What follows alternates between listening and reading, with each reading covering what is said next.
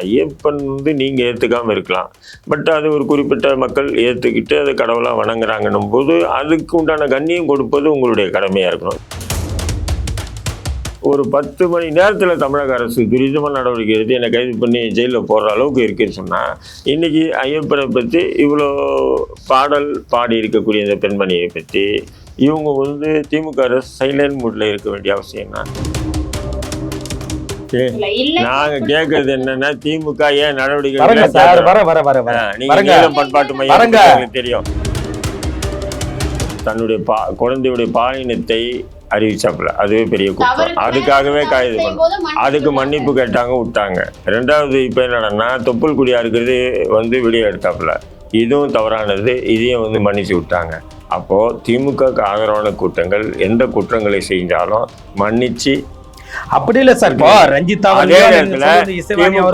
திமுக வளர்த்து விடுது போன்ற தோற்றத்தை கொண்டு வருகிறாரு. உள்நோக்கத்தோடு இசைவாணி பாடி இருந்தால் அது எந்த மதமாக இருந்தாலும் எந்த சாதி சார்ந்தவர்கள் அது உள்நோக்கத்தோடு பாடினாங்கன்னா இல்லையான்னு சொல்லி எந்த இதுல அனுப்பி ஆய்வு பண்ண போறீங்க?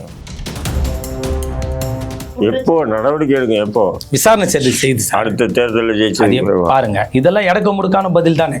இல்ல அதான் சொல்றேன், நான் ஒரு ட்வீட் போட்டேன், 8 மணி நேரத்தில் என்ன கைது பண்ணி ஜெயிலில் போடுது காவல்துறை, தமிழக அரசு, திமுக அரசு. நீங்க சொல்லக்கூடிய இசைவாணி விசிகாரனுடைய சார்பில் அவர் எந்த பொதுக்கூட்டத்தில் யார் வேணா கூப்பிட்டாலும் ஒருத்தரை போட்டு அடிச்சிருக்காங்க, விசிகா தான் போட்டு அடிச்சிருக்காங்க. வேங்க வயல்ல ஏன் குற்றவாளியை கண்டுபிடிக்கல? என்ன இது வேங்க வயல் இதுவும் ஒண்ணாங்க இல்ல, நீங்க சாதி மதங்களை பார்க்க மாட்டோம், அப்படி இல்லையா? வேங்க வயல்ல ஆதாரம் இல்லைங்க, ஆதாரம் இல்ல. உள்நோக்கத்தோட இசைவாணி பாடினாங்கன்னு எந்த ஆதாரமுமே இல்லையே. அவங்க கிட்ட விசாரணை செய்வாங்களே, அப்ப வேங்க வயல் விசாரணை பண்ணலையா? ரஞ்சித் அவர்களுக்கு விசிக ஆதரவு இருக்கு, விசிக திமுகவுல கூட்டணி கட்சியில இருக்கு. இதை விட என்ன ஒரு முக்கிய காரணம் வேணும்னு நினைக்கிறீங்க சார்? அப்படியெல்லாம்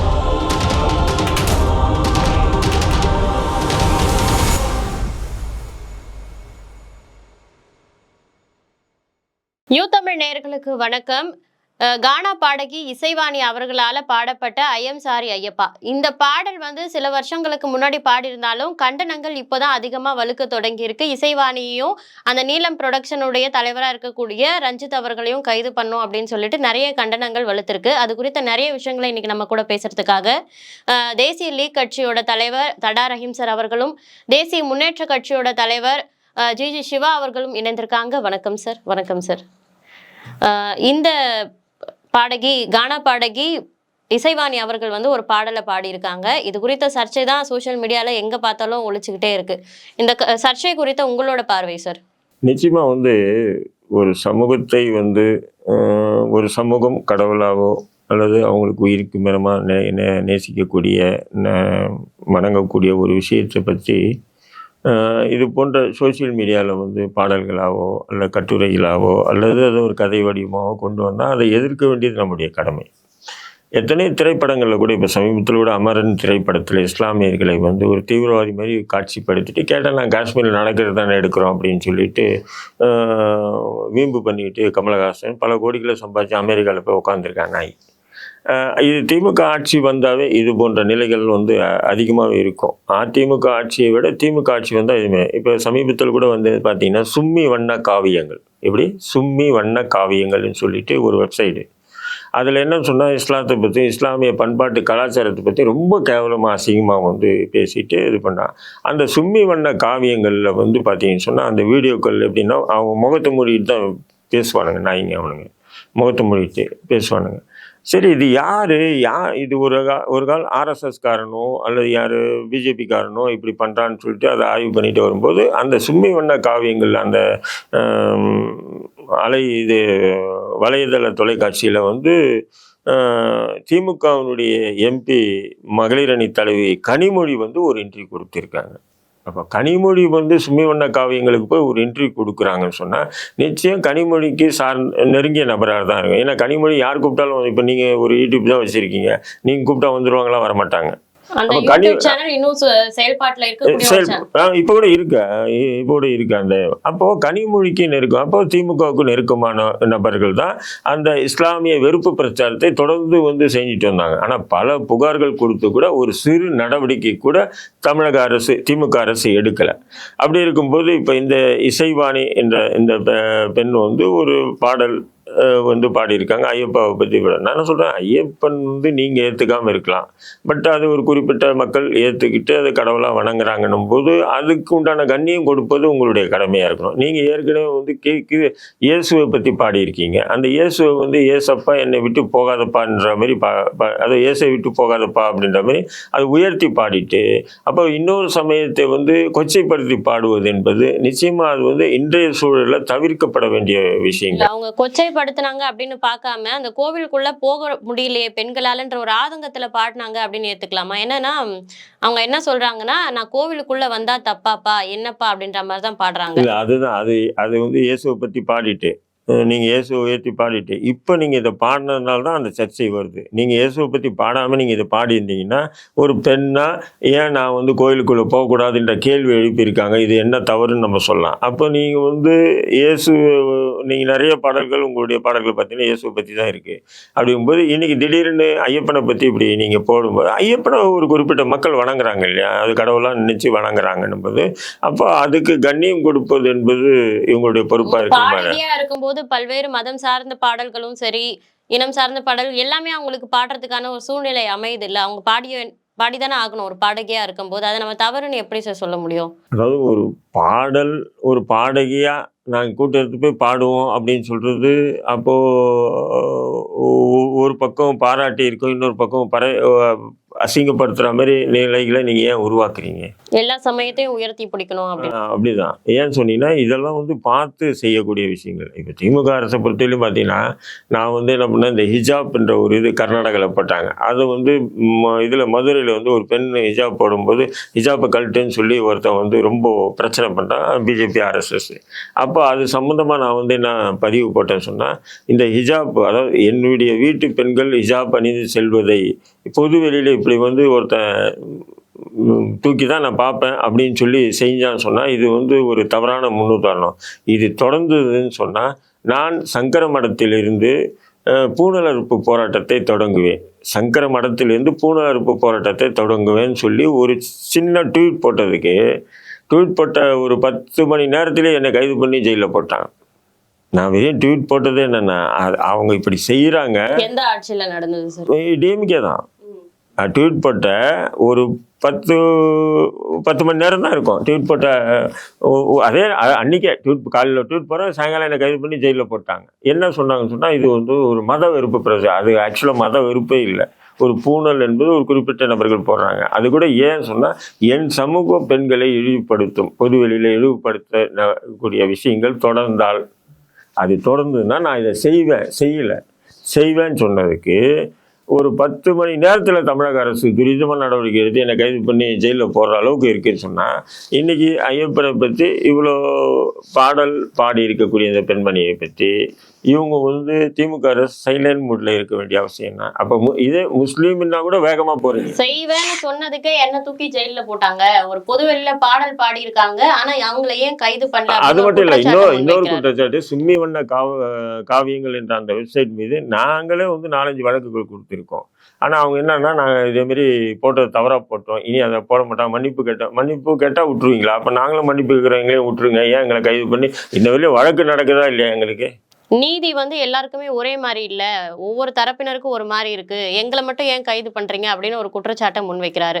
உண்மைதான். அதாவது அண்ணன் சொல்லக்கூடிய இந்த கருத்தை நான் வரவேற்கிறேன். அது மட்டுமல்ல, நீங்கள் சொல்லுவது போன்று பா ரஞ்சித்தும் அந்த சகோதரி இசைவாணியும் இந்த நிகழ்வில் இது போன்று பேசியது மிகவும் தவறுதான். காரணம், பா ரஞ்சித் தன்னை ஒரு தலித்வாதியாக, ஒடுக்கப்பட்ட மக்களின் பிரதிநிதியாக தன்னை முன்னிறுத்துகிறார். அப்போது அப்படி முன்னிறுத்தக்கூடிய பா ரஞ்சித் அந்த இளைஞர்களுக்கு ஏதாவது நன்மைகள் செய்தார் என்று பார்த்தால் இன்று வரை இல்லை. இவர் 2 கோடி 3 கோடி வாகனத்தில் செல்கிறார், ஆனால் நான் எளிமையாக இருக்கிறேன் என்று சொல்லுகிறார். வர ஆகவே பாதிக்கப்பட்ட ஒடுக்கப்பட்ட சமுதாயத்தில் வாகனத்தில் செல்லக்கூடாதா என்று அதையெல்லாம் சொல்லலை, வரவேற்கிறோம். ஆனால் உங்களை போன்று நீங்கள் அந்த சமுதாயத்தில், அதாவது நீங்களும் ஒரு சாதாரண சாப்பாட்டுக்கு வழி இல்லாத இடத்திலிருந்து வந்ததாகத்தான் சொல்லுகிறார்கள், சொல்லி இருக்கிறார்கள். அப்போது உங்களுக்கு இப்போ ரஜினி என்று பல முக்கியஸ்தரோட படம் எடுத்திருக்கிறார். அதில் நிச்சயமாக 10, 20, 30 கோடிக்கு மேல் சம்பாதித்திருப்பார். அதை வைத்து தான் நீங்கள் அந்த நீலம் பண்பாட்டு மையம் என்று சொல்கிறார். அப்போது அந்த நீலம் பண்பாட்டு மையம் நீங்கள் எடுக்கக்கூடிய அடுத்த படத்துக்கு புன்மோசம் செய்யக்கூடிய ஒரு சங்கமாக, ஒரு இயக்கமாக இருக்கக்கூடாது. அந்த ஒடுக்கப்பட்ட பட்டியலின மக்களுக்கான வாழ்வாதாரத்தை பெறக்கூடிய ஒரு மையமாக இருக்க வேண்டும். அப்படி அந்த நீலம் பண்பாட்டு மையம் இருந்ததா என்று பார்த்தால் எல்லளவும் இல்லை. நாங்க கேக்குறது என்னன்னா, திமுக ஏன் நடவடிக்கை வரங்க சார், பண்பாட்டு வரங்க. மையம் தெரியும். இதை எதை பற்றி சொல்லிடுறேன் சொன்னால், நீங்கள் நீலம் பண்பாட்டு மையத்தை வைத்து ஒரு ஐபிஎஸ்ஓ, ஐஏஎஸ்ஓ மற்ற இன்னும் இதர உயர் அதிகாரி அரசு உத்தியோகத்தில் படிப்பதற்கான எந்த விதமான சேவைகளையும், எந்த விதமான நீங்கள் சென்டர்களையும் அதில் ஆரம்பிக்கவில்லை. நீட் கோச்சிங் கூட வைத்திருக்கலாம். அதுதானே ஒரு ஒடுக்கப்பட்ட சமுதாயத்தில் இருந்து ஒரு முன்னேறுகிறார் என்று சொன்னால், அந்த முன்னேறிய நபர் பின்னோக்கி இருக்கக்கூடிய, பின்தங்கி இருக்கக்கூடிய அந்த குடும்பத்தில் இருக்கக்கூடிய இளைஞர்களை மேலோக்கி வரக்கூடிய வகையிலே தான் அந்த சித்தாந்தம் இருந்தால்தான் நீங்கள் உண்மையிலே அந்த பாதிக்கப்பட்ட சமுதாயத்துக்கு ஒரு ஆதரவாளர் நபராக பார்க்க முடியும். அதை செய்யாத போது வரங்க மேடம், அதை செய்யாத போது நீங்கள் மார்கழி மாதத்திலே நான் ஒரு நிகழ்ச்சி நடத்துகிறேன் என்று சொல்லி ஏற்கனவே சொல்வது போன்று கிறிஸ்தவ பாடலை பாடிய அந்த சகோதரி பாடக்கூடாதுன்னு சொல்வதற்கு எனக்கு உரிமை இல்லை, யாருக்கும் உரிமை இல்லை, பாடட்டும். ஆனால் அதே நேரெதிராக இருக்கக்கூடிய இந்து மதத்தில் இருக்கக்கூடிய ஒரு இறைவனை நீங்கள் இது போன்று பாடினால் நிச்சயமாக தவறாகத்தான் பார்ப்பார்கள். ஆகவே திமுக கைது பண்ணலன்னு தான் அவங்க விசாரணை அங்கே விசாரித்துக் கொண்டிருக்கிறார்கள். நிச்சயமாக எப்படி அதிமுக ஆட்சி காலத்திலே கற்பூர் கூட்டத்தை கைது செய்தார்களோ அது போன்று இதில் தவறு இருக்கும் பட்சத்திலே தமிழ்நாடு அரசு யாருக்காகவும் எதற்காகவும் கைது செய்வார்கள். இதில் முழுமையாக உள்நோக்கத்தோடு இந்த பாடலை பாடியிருந்தால் இசைவாணி மட்டுமல்ல, அந்த இடத்தில் எந்த வாணியாக இருந்தாலும், களவாணியாக இருந்தாலும் கூட, இம்சவாணியாக இருந்தாலும் கூட இந்த அரசு கைது செய்ய சும்மி வண்ண காவியங்களுக்கு புகார் கொடுத்து இதுல யாரையுமே கைது பண்ணல. அவ்வளவு மோசமா கீழ்த்தரமா பதிவு போட்டாங்க. ஏன்னு சொன்னா, அடுத்த சமயத்தை பற்றி கேலி பண்ணுவதும் கிண்டல் பண்ணுவதும் திமுக ஆட்சியில சர்வசாதாரண. திமுக ஏதோ திட்டமிட்டு மற்ற சமுதாயத்தை, மற்ற சாதியை இழிவுபடுத்திய வேலையை தான் இந்த அரசு செய்கிறது என்ற தோட்டத்தில் அமரன் படத்துக்கு ஏற்றுக்கொள்ள முடியாது. இங்க தவறுதான். அண்ணன் கொடுத்த கமிஷனர் அலுவலகத்தில் கொடுத்த புகாரை நானும் கூட இணையதளத்தில் நான் பார்த்திருக்கிறேன். அதற்கு தான் அவர்கள் அந்த காணொலி நீக்கி விட்டேன், மன்னித்து விடுங்க சொல்லிய பிறகு ஒரு வாய்ப்பு கொடுத்து பார்ப்போம். என்ன வாய்ப்பு கொடுத்து? அதே மாதிரி எல்லாருக்கும் வாய்ப்பு கொடுக்க இல்ல. அதாவது அதே தவறு திட்டமிட்டு செய்தால் சிறையில் அடைக்க வேண்டியது தானே. அது போன்று இசைவாணி நான் பாடியது தவறு, நான் தெரியாம பாடிட்டேன், அரசு மன்னிக்க போகிறது. காயத்ரி கஸ்தூரி பேசிச்ச அடிக்கடியா பேசி அன்னைக்கு தானே பேசி வாய்ப்பு கொடுத்திருக்கலாம் இல்லையா? இல்ல கஸ்தூரி நான் மன்னிப்புக்கிறேன் சொல்லி இருக்கிறதா? இல்ல வாய்ப்பு கொடுத்திருக்கலாம். சுவிட்ச் ஆஃப் செய்து ஓடி விட்டார், அவ்வளவுதான். கேட்டதுக்கு அப்புறமும் வந்து அவங்களை கைது இல்ல. அதாவது அவர்கள் அரசு சார்பிலே காவல்துறை சார்பிலே சொல்லவில்லை, நேரடியாக நீதிமன்றத்திலே ஒரு வழக்கை வைத்து சொல்லி இருக்கிறார். அது எல்லை மீறிய பிறகு வழக்கெல்லாம் பதிவு செய்த பிறகு அதுதான் அந்த சிறைக்கு செல்லக்கூடிய அந்த நிர்பந்தம் ஏற்பட்டது. இர்ஃபான் அவர்கள் வந்து ஒரு தவறு செய்யறாரு. குழந்தை பிறக்கிற அந்த இடத்துல அந்த டெலிவரி வார்டுல இருந்து ஒரு வீடியோ போடுறாரு. அது எவ்வளவு பெரிய குற்றமா பார்க்கப்படுது? அதுக்கு என்ன நடவடிக்கை? விழிப்புணர்வு இல்லாம செய்துவிட்டு மன்னித்து விடு என்று சொல்லி காணொலி நீக்கி விடு அவர் அறிக்கை விட்டு காணொலி நீக்கி விட்டார். இல்ல கஸ்தூரி வழக்கு பதிவு செய்த பிறகுதான் கஸ்தூரி மன்னிப்பு என்று வார்த்தை செய்திருக்கிறார். வழக்கு எப்பயார் போடப்பட்டு விட்டால் அதற்கு பிறகு அப்படி அரசு விடும். அது நீதிமன்றம் தானே முடிவு.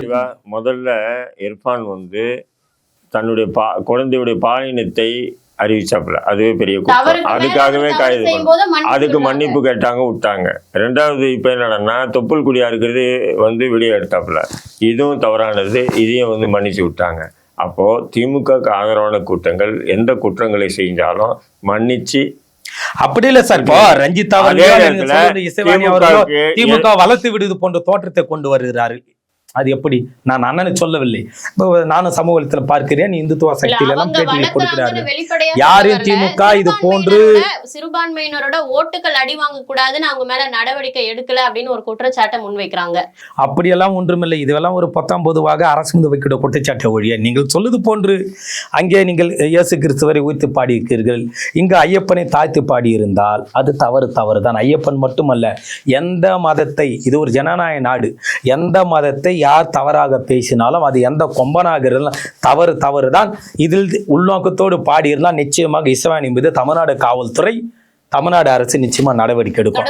இதில் யாருக்கும் நீங்கள் ஏதோ திமுக அரசு இந்துத்துவவாதிகளுக்கு திட்டினால் ஆதரவாக செயல்படுத்தி நடவடிக்கை எடுக்க சொன்னா எடுக்கல. ஐயா, நீங்கள் கொடுத்த புகாருக்கு அவன் மன்னிப்பு கேட்டு விட்டான், காண நீக்கி விட்டான். மீண்டும் ஏதாவது தவறு செய்திருந்தா சொல்லுங்களேன். இல்ல அப்ப மன்னிப்பு கேட்டா ஆமா, செய்த தவறுக்கு மன்னிப்பு கேட்டு தெரியாமல் செய்தா மன்னிப்பு கொடுக்கக்கூடிய ஒரு மனப்பக்கம் வேண்டுமா?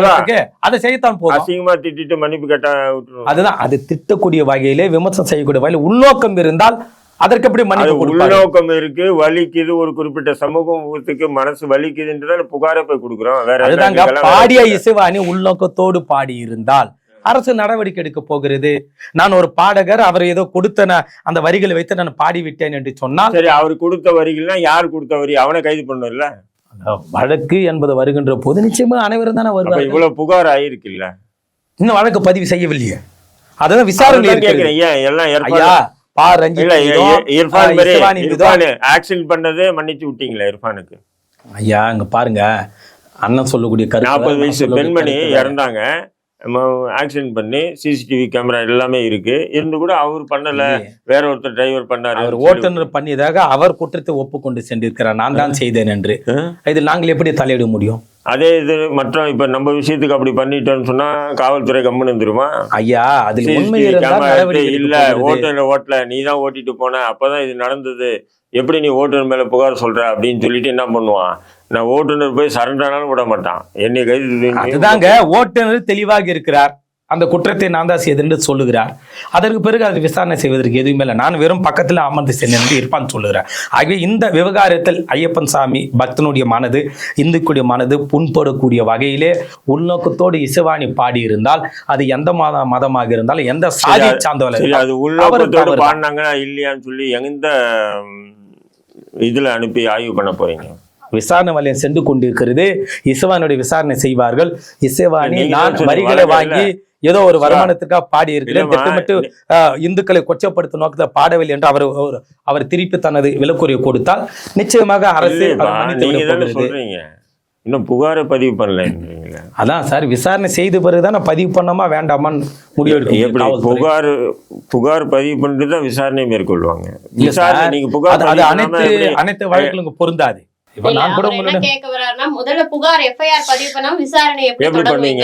இசைவாணி மீது புகார் பதிவு பண்ணாம கூட்டு வந்து விசாரி புகார் கொடுத்திருக்கிறார்கள். இந்த புகாரின் அடிப்படையில் தங்களுடைய விசாரணை செய்ய வேண்டும் என்ற சட்டத்தில் இடம் இருக்கிறது. விசாரணை சென்று கொண்டிருக்கிறது. விசாரணையில் நான் திட்டமிட்டு இந்துத்துவ மக்களை, இந்து மக்களே நான் இழிவுபடுத்தி பேச உண்மைதான் என்று சொன்னால் அவர் அனைவருக்கும் எந்த சட்டம் எப்படி பொருந்தும் அதுதான் இசைவாணிக்கும் பொருந்தும், ரஞ்சித் அவர்களுக்கும் பொருந்தும். இல்லை, நான் யதார்த்தமாக பாடிவிட்டேன், வருமானத்திற்காக பாடிவிட்டேன், ஒரு மேடையிலே பாடகராக பாடிவிட்டேன், நான் உள்நோக்கத்தோடு பாடவில்லை, அர்த்தத்தை முழுவதும் புரிந்து பாடவில்லை என்று சொன்னால் அரசு எப்படி நடவடிக்கை எடுக்க முடியும்? மன்னிப்பு தான் கொடுக்க முடியும். இப்போ இசைவாணி இப்படி சொல்றாங்க, அவங்களுக்கு வந்து நிறைய கொலை மிரட்டல்கள்லாம் வருது அப்படின்னு சொல்றாங்க. இந்த பாடல் பாடியதுனால எனக்கு அச்சுறுத்தல்கள் நிறைய வருது அப்படின்னு அவங்க ஒரு புகாரை கொடுத்துருக்காங்க. இல்லை, வரதான் செய்யும். நீ வந்து தேவையில்லாமல் செய்யணுன்னா அந்த மாதிரி வரதான் செய்யும். அப்போ உங்களுக்கு பாடும்போது உங்களுக்கு தெரியாது, நீங்களும் தமிழ் தெரிஞ்சவங்க தானே. அப்போ இந்த பாட்டை நம்ம பாடும்போது ஒரு குறிப்பிட்ட ஒரு மக்கள் வணங்கக்கூடிய ஒரு விஷயத்தை கேவலப்படுத்தி நம்ம பாடுறோமே அப்படின்னு சொல்லிட்டு உங்களுக்கு அந்த உள்ளர்த்தம் புரிஞ்சுட்டு தானே இது ஒரு இதாகட்டும் தானே, ஃபெமிலியர் ஆகணும்ன்றது தானே நீங்கள் இதெல்லாம் பாடுறீங்க. அப்படிதான் நம்ம பார்க்க முடியும். இசைவாணிக்கு பாதுகாப்பு கொடுக்க அரசாங்கம் மேற்கொண்டிருக்க நடவடிக்கை என்னன்னா இருக்கு சார்? இல்ல, இசைவாணிக்கு எப்படி பாதுகாப்பு கொடுக்க முடியும்? இல்ல, உயிருக்கு அச்சுறுத்தல், ஒரு உயிருக்கு அச்சுறுத்தல், அதாவது ஏன் கொடுக்க மாட்டீங்களா? ஏற்கனவே சிவாவுக்கு கொடுத்துருக்கீங்க. ஐயா இருங்கய்யா, இல்ல ஏற்கனவே சிவாவுக்கு சிவாவுடைய மகன் சூர்யா இருக்கான்ல, சூர்யா ஐயா, அதுவும் இதுவும் ஒண்ணு ஐயா, எல்லாம் ஒண்ணுதான். என்னையா அது? ஆகவே இது ஏதோ பாடலில் பாடி இருப்பதன் காரணமாக வருத்தத்தின் அடிப்படையில் யாரோ பேசியிருக்கிறார்கள். அது உண்மையான கொலை மிரட்டல் இருந்தால் நிச்சயமாக அவர்களே அந்த கொலை அரசு மிரட்டல்லே பாதுகாப்போம். பொய்யான கொலை மிரட்டல், உண்மையான கொலை ஆமாங்க, மிரட்டலா இருக்கு. விளம்பரத்துக்காக பேசுவாங்க. வெடிகுண்டு 4 இடத்துல ஏர்போர்ட்ல வச்சிருக்கிறேன், ஸ்கூல்ல வச்சிருக்கிறேன், ரயில்வே ஸ்டேஷன்ல வச்சிருக்கேன்னு சொல்றேன். வச்சிட்டானா? இல்ல, சொல்றவங்களுக்கு தான் அது உண்மையா பொய்யான்னு தெரியும். இல்லங்க, கேக்குறவங்களுக்கு அது வெடிஞ்சிருக்குதா? உயிர் இல்லையே. பயம் இருக்கும் தானே. அதே போலதான் இதுவும். ஆக நான் சொல்வது, ரஞ்சித் போன்றவர்கள் ஒரு வேண்டுகோள் தான். ரஞ்சித் போன்றவர்கள் இனிவரும் காலங்களிலாவது அந்த ஒடுக்கப்பட்ட பட்டியலின மக்கள் இருக்கக்கூடிய இளைஞர்களை நல்வழிப்படுத்தக்கூடிய வகையில இருந்தால், இப்ப கல்வி அறிவியல உங்களுக்கு என்ன, ரஞ்சித் திமுகவுக்கு எதிராக செயல்படுறாரு, அதனால ரஞ்சித்தை பத்தி நீங்க திமுகவுக்கு யாருக்கு எதிராக செயல்பட்டா, யாரை ஆதரிச்சு பேசினாலும் திமுகவுக்கு பத்தி நம்ம கேள்வி எழுப்பினா ரஞ்சித்துக்கிட்டே போறாரு. ரஞ்சித்தை பத்தி நம்ம தனியா பேசணும், அது தனி விவாதமா பண்ணணும். அதுதாங்க அந்த நிகழ்ச்சி ரஞ்சித் அவருடைய நிகழ்ச்சியெல்லாம் பாடி இருக்கிறாரு. அப்ப நீங்க கைது பண்ணுங்க. ஏன் அதுதாங்க விசாரணை வலயத்துல இருக்கு. ஆக நான் கேட்பது, ரஞ்சித் அவர்கள் ஒடுக்கப்பட்ட பாமர இளைஞர்களுக்கு ஆதரவு அளித்து வாழ்வாதாரத்தை கல்வி அறிவிலே அரசு உயிர் பதில செல்வதற்கான அத்தனை அம்சங்களை செய்தால் அவர் அந்த சமுதாயத்தை உண்மையானதாக மக்கள் பார்ப்பாரு.